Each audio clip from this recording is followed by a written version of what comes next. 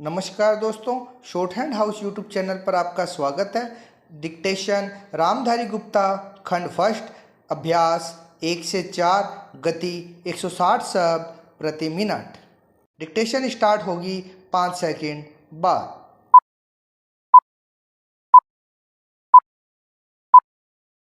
Start. सभापति महोदय, मैं रक्षा मंत्रालय की मांगों का समर्थन करने के लिए खड़ा हुआ हूं। वर्तमान घटनाओं से पता चलता है कि संसार का हर देश अपनी सुरक्षा के बारे में चिंतित है और उसके लिए हर प्रयत्न कर रहा है। इस दृष्टि से अन्य देशों की तरह हमारे देश में भी रक्षा मंत्रालय का महत्व है। मुझे इस बात की खुशी है कि जहां अन्य मंत्रालयों की उनके पिछले साल के कामों के बारे में काफ़ी आलोचना हुई है, वहां इस मंत्रालय की कम आलोचना हुई है।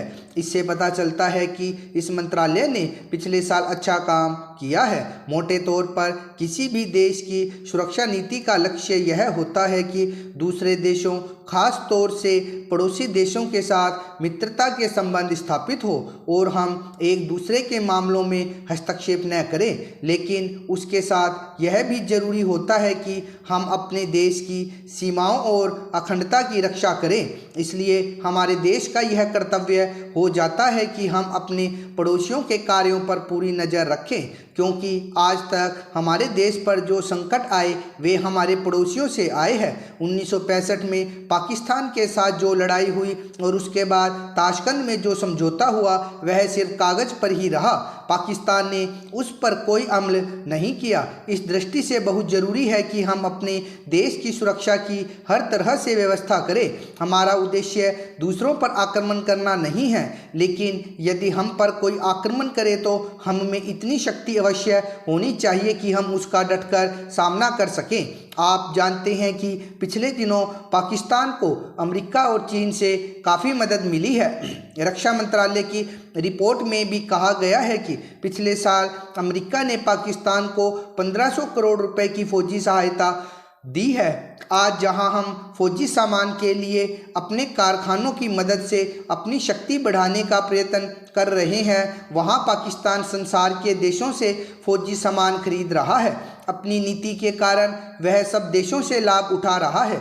मेरा सुझाव है कि हमको भी अपनी शक्ति बढ़ाने के लिए संसार के अन्य देशों से अधिक फौजी सामान खरीदना चाहिए। आज तिब्बत की सीमा पर चीन की 1.5 लाख फौज खड़ी है। सभापति महोदय, प्रतिदिन छोटी मोटी झड़पें होती रहती है। हमारी फौजें बड़े उत्साह से उनके मुकाबले में खड़ी है। उनके हौसले बहुत ऊंचे हैं, लेकिन हमारी सरकार का भी यह कर्तव्य है कि उनके हौसले को कभी गिरने न दे। उन्हें हर तरह की सुविधा प्रदान की जाए जिससे उनका आत्मविश्वास बढ़े। मैं मंत्री महोदय से अनुरोध करूंगा कि सरकार अपनी नीतियों के प्रचार का काम ठीक प्रकार से अपनी फौजों से करे, उनको अच्छे हथियार दे। अनुसूचित जातियों और आदिवासी जातियों के आयुक्त ने जो अपना प्रतिवेदन प्रस्तुत किया है, उस प्रतिवेदन को देखने से यह प्रतीत होता है कि इसको तैयार करने में उन्होंने बहुत परिश्रम से कार्य किया है। इसके लिए मैं उनको और उनके सहयोगियों को धन्यवाद देता हूं, परंतु साथ ही साथ इस प्रतिवेदन के संबंध में कुछ आवश्यक निवेदन भी करना चाहता हूं। पहली बात तो यह है कि इस प्रतिवेदन को देखने से ऐसा प्रतीत होता है कि इन कार्यों के लिए जिस धन का उपयोग होता है वह 3 साधनों से उपलब्ध होता है: केंद्र सरकार द्वारा, राज्य सरकारों द्वारा और कुछ गैर सरकारी संस्थाओं द्वारा। प्रतिवेदन के अनुसार जितना धन इन कार्यों पर व्यय करने के लिए दिया जाता है उतना धन पूरी तरह से व्यय नहीं हो पाता। मैं यह नहीं कह सकता कि आवश्यकता से अधिक धन दिया जाता है या कार्यकर्ताओं को वह धन प्राप्त ही नहीं होता, जिसके कारण से वह बिना खर्च हुए बच जाता है। मैं तो यह चाहता हूं कि जितना धन दिया जाता है उसका पूरा उपयोग हो और आयुक्त को यह न कहना पड़े कि इस कार्य के लिए जितने धन की आवश्यकता थी उतना धन नहीं मिल पाया और विवश होकर हमको उस कार्य को बीच में ही रोकना पड़ा। जहाँ तक राज्य सरकारों का संबंध है, बहुत सी राज्य सरकारें अभी तक इस कार्य में असावधानी से काम ले रही है और इस कार्य को उपेक्षा की दृष्टि से देखती है। आयुक्त ने इस बात की शिकायत की है कि बहुत सी राज्य सरकारों ने अनेक पत्र भेजने के बाद भी अभी तक अपनी रिपोर्ट नहीं भेजी है। मैं चाहता हूं कि सरकार इस तरफ निष्ठापूर्वक ध्यान दे। राज्य सरकारों पर दबाव डाला जाए कि वे इस दायित्व के प्रति सचेत हो और आयुक्त को उनके कार्य में पूरा सहयोग प्रदान करे। सभापति महोदय, किसानों की उपज की आप न अधिक कीमत दे सकते हैं न अधिक उपजाने के लिए जो साधन देश में उपलब्ध है उनकी तरफ आपका ध्यान जा रहा है। जो कुछ आप कर रहे हैं उससे कोई अच्छा भविष्य नज़र नहीं आ रहा है।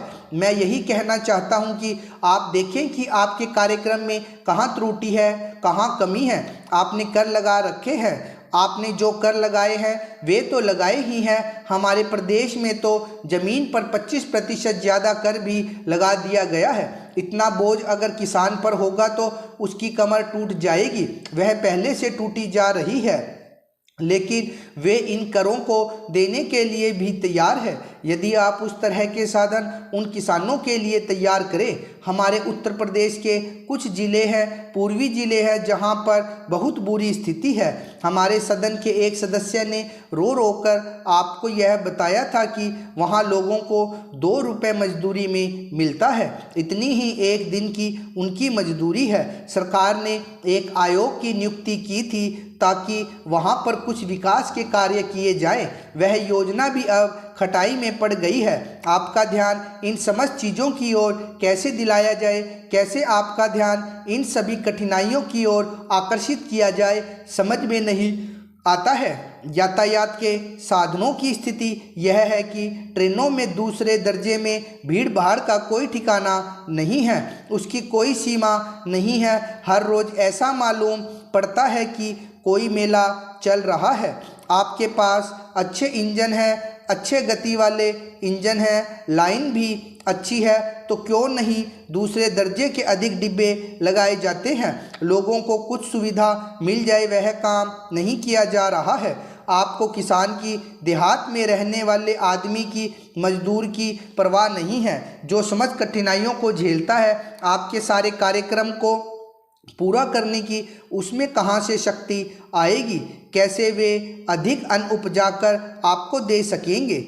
आप इन सब पर सोच विचार करें। आपने बड़े बड़े फार्म बना दिए हैं, क्या उन्हें आपके फार्म से कोई लाभ मिल रहा है।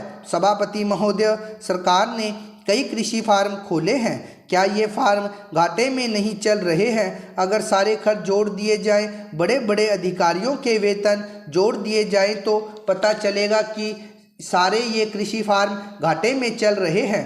क्या उसी तरह से आप सारे किसानों को घाटे पर खेती करने के लिए मजबूर करेंगे। जिस क्षेत्र से मैं आता हूँ वहाँ एक पुल बना है। मैंने 10 वर्ष तक अपनी विधानसभा में इस पुल के लिए कोशिश की है। जिस दिन से मैं यहाँ आया हूँ बराबर उसकी चर्चा करता आ रहा हूँ, बराबर कोशिश कर रहा हूँ। मैं कहता हूँ कि गंगा पर वह पुल बने। उस पुल को बनाने का आश्वासन भी मिला था। एक प्रश्न के लिखित उत्तर में यह जवाब दिया गया था, यह कहा गया था कि इसको हाथ में लिया जाएगा। अब मालूम हुआ है कि उस योजना को उठाकर ताक पर रख दिया गया है और यह पुल नहीं बनेगा। इन लोगों ने क्या कसूर किया है, यह मैं आपसे जानना चाहता हूं। हमारे क्षेत्र के लोगों ने पाकिस्तान की लड़ाई में सरकार को हर तरह का सहयोग दिया था, हर तरह की सहायता दी थी। हमारे यहाँ के नौजवान भी मोर्चे पर जाकर डटे। जिस समय पाकिस्तान के साथ हमारा युद्ध चल रहा था तो कहीं कोई बात नहीं थी, अन्न की कमी कहीं नहीं थी। अन्न की कमी भी हमारे विरोधी साथी पैदा करते हैं, जो यह चाहते हैं कि सरकार असफल हो जाए। ये लोग जो कहते हैं उसको आप समझे। एक तरफ तो हमारे मित्र की बात है जो देश के बड़े बड़े शहरों में दंगे करवाते हैं, दूसरी तरफ हम हैं जो कि इनकी बातों को नहीं समझ पाते।